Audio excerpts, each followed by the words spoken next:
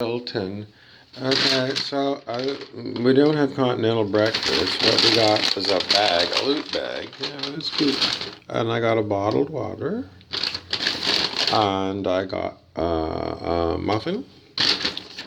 And I got an orange. I got a Nutri-Grain. And, oh, did I tell you at the Hilton? You know, they don't give you a kitchen garbage can. No, what did they give you? Well, you gotta go across the rag way over here and drag all of your like food trimmings and then put it into this little one here. Or you could go around the corner and you can put it in this tiny one here. I've called the front desk and she said that's the way it's set up, sir.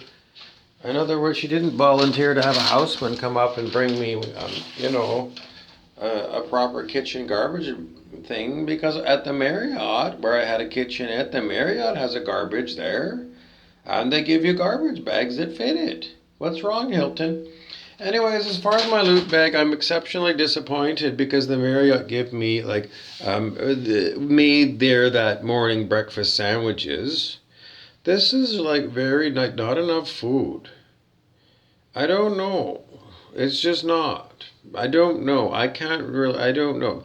Because, well, for me, what would I like? More. I don't know.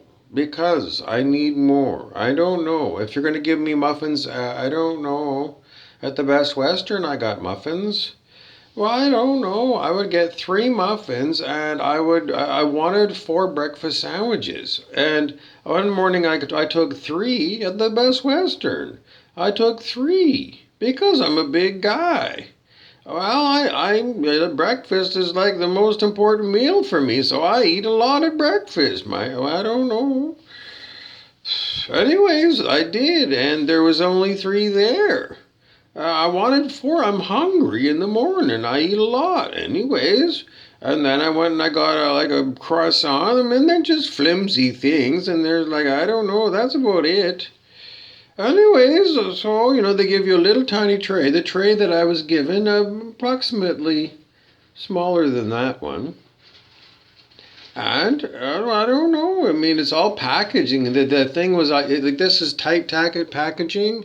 At the Best Western, it was full of puffy air, plastic. Everything is plastic. It came from Costco, so it's dirt cheap.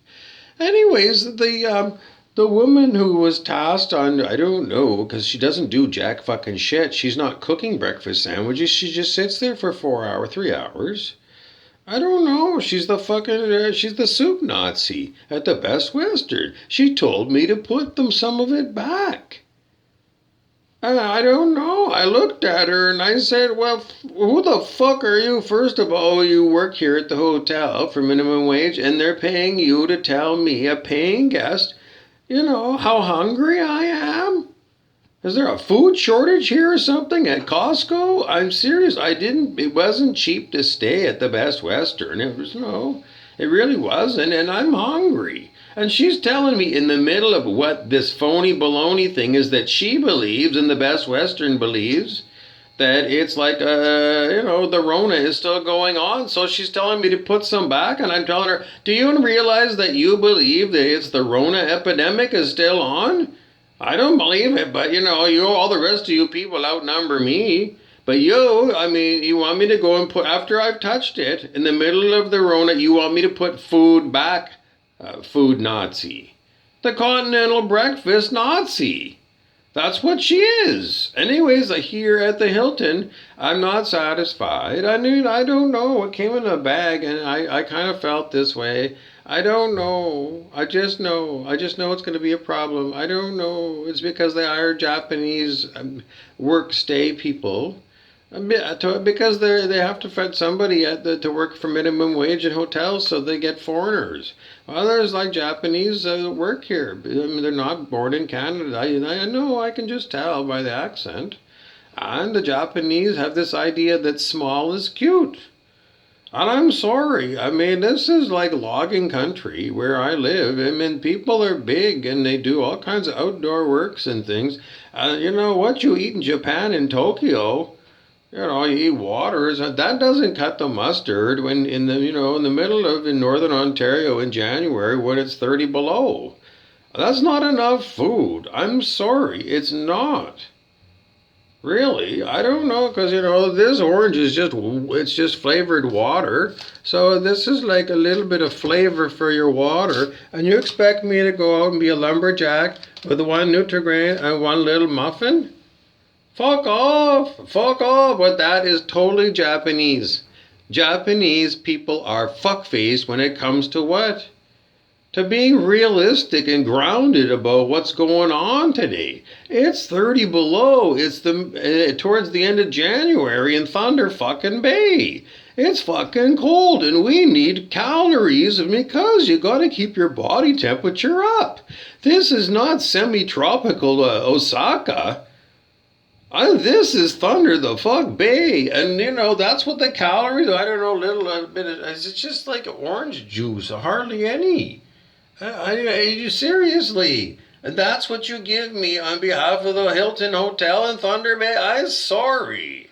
I don't know, and because you keep insisting that the Rona is real, and then it's like, well, I'm sorry, we're giving you these little baggies so you can have those instead of what we originally planned for the hotel was a real continental breakfast. And I've been to La Quinta. Oh my goodness, La Quinta is awesome. They actually cook you the omelet there according to what you like. It's not even pre-made. Problem at the Marriott is they assume everybody eats meat. I'm serious. It's like a big deal for them to realize that, there's a lot of us that are like vegetarians and vegans these days. And like, no, I don't know. It's very, very horrible. I can't help you out. Really, I mean, seriously. And it's because you give people, this isn't good enough, and they don't take in, that you would like a change, you would like an improvement. Clearly, you didn't meet our expectations in this hotel. My Kimberly Boyd at Powder Resort Properties, Whistler, British Columbia. She was the guest services manager when I joined Powder Resort Properties. Well, she had a whole pile of new people that were new, and she was very diligent. Every day she typed out long missives because some problem had happened, and she had a lot of staff, so she sent a primitive email, the best we had in those days. And everybody was educated upon what happened yesterday, a major fuck-up, yeah, and this is what happened, and this is how it's prevented. She was very proactive. She couldn't possibly predict every screw-up. But, there was like Powder Resort Properties ran a lot of condo hotels at Blackcomb. Well, then they changed names and changed names and changed names. I don't know who it is now. But, they had Le Chamois, Glacier Lodge, the Aspens, the Wood Run, the Marquise, the Greystone, Timberline Lodge. They had Alpine Glow.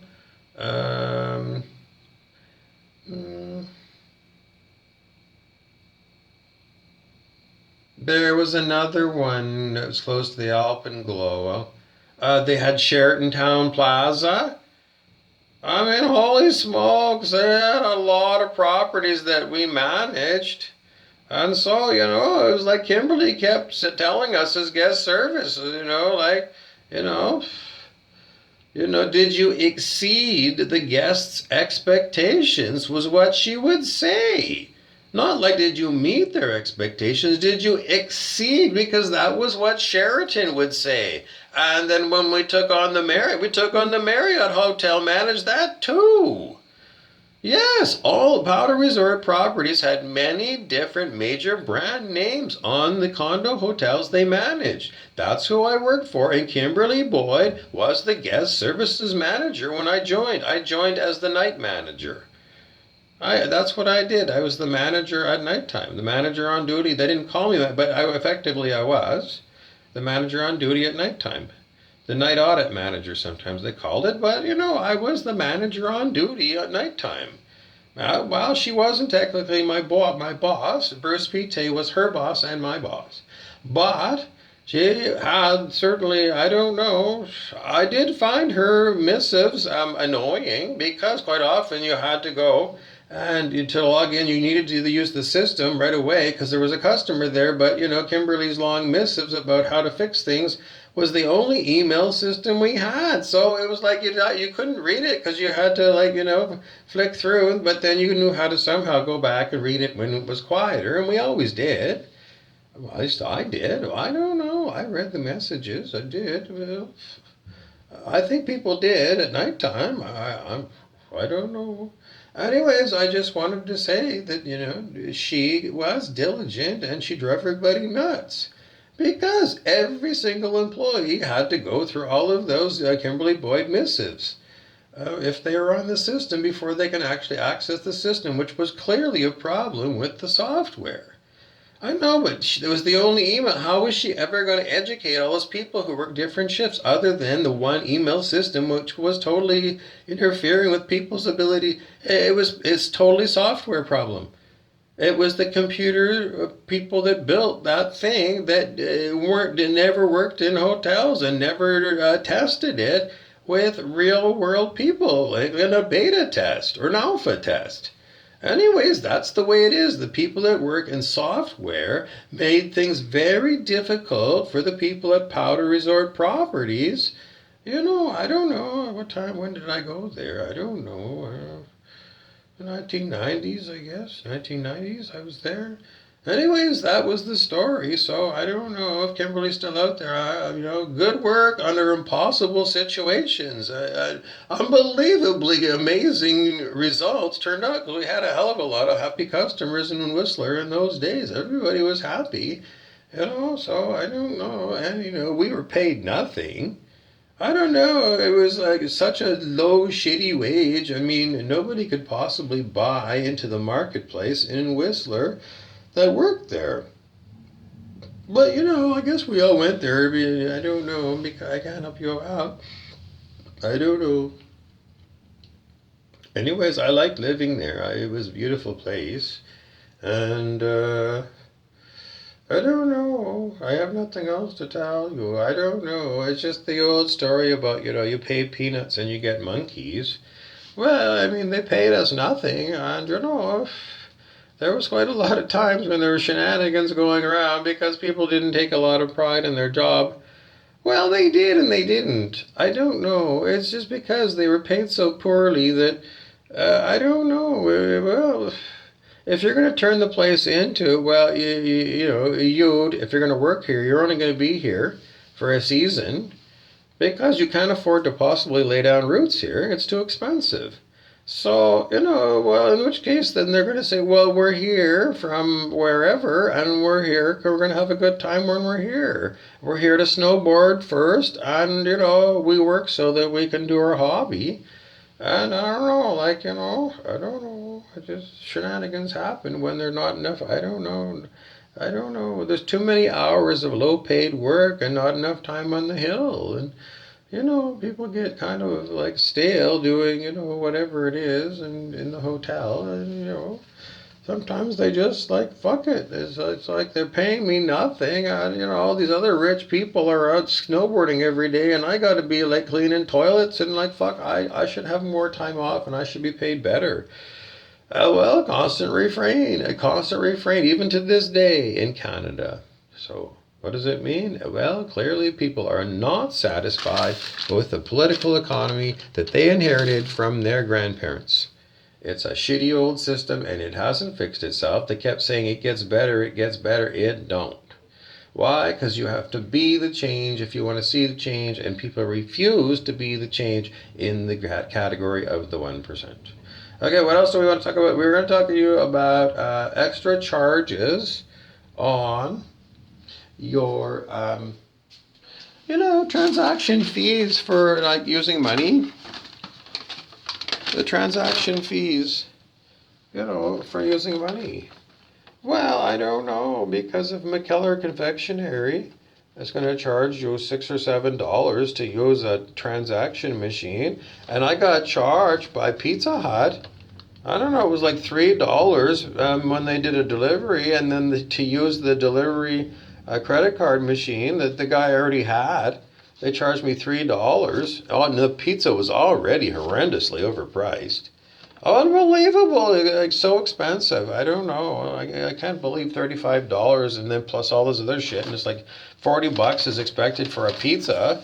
I don't know. At Safeway, I know I can the cheapest ones are like I don't know, $7.99 or something. Anyways, the Happy Fuel problem is like, I don't know. They want to pay me fuck all at Powder Resort Properties. Fuck all. And then the price of everything has gone through the fucking roof. I don't know, wages haven't kept up with the prices. So I know what does it mean? It just means that the service is just not up to snuff. Sorry, I mean the room is nice. But I mean, seriously, I don't know. It's simply not going to work to give me a Japanese breakfast after you invented a disease in the Far East that doesn't even exist. It's all phony and fake and bullshit. And then, you're going to expect me to live off of this. I got to go, okay, well, who else do we want to chastise for being overly high priced? I don't know. I mean, the people who keep insisting that the Rona is real and that I have to get 4 jabs of this fucking toxic fucking nanotechnology that I can never possibly get caught up to. And then at taco time, then you tell me, that I can't eat. I can't eat taco time. Because I can't, you're just, anyways. So, I mean, the Nazis that are enforcing this, I'm sorry. If you don't know the story about Nazi Germany, then the government school system failed us as a civilization. Because you were all educated at government provincial schools. And you come out as Nazis. So I'm going to say that that government flunked. It actually turned you into Nazis. Ergo, it's an illegitimate government because we were promised democracy, ruled by the people, and we never got it. So, I'm sorry, whatever it was, the government school is an ethical program. And the ethical program that you get from government school it starts with kindergarten. Be kind to everyone. So, I mean, if that's at kindergarten at grade 1, that's the root of the whole education system. The ethics and morality that is taught about loving one another in kindergarten and grade 1. And if all the other shit ends up coming out, and I don't know, and in the end of whatever, I don't know. I have to go back to kindergarten, pre-kindergarten, and grade 1 and say that is the root programming. Love one another is what you're told at the very beginning. So anything that conflicts with what you learned in those very early school years, anything that conflicts with it, you have to go back to your original programming. You must go back, and that's ethical programming, and that's people, your teacher and your mom, looking after you when you couldn't look after yourself. So that is the root programming. It's love and caring for others and nurturing them and helping them thrive and then showing them how to be free without interfering with other people's freedoms. Anyways, that's the story today. Oh, don't forget that we've got a new video on Jesus Burrows channel on YouTube. It's called Sudden Enlightenment, and it's the very quick way that you can bypass the monkey mind that is so difficult.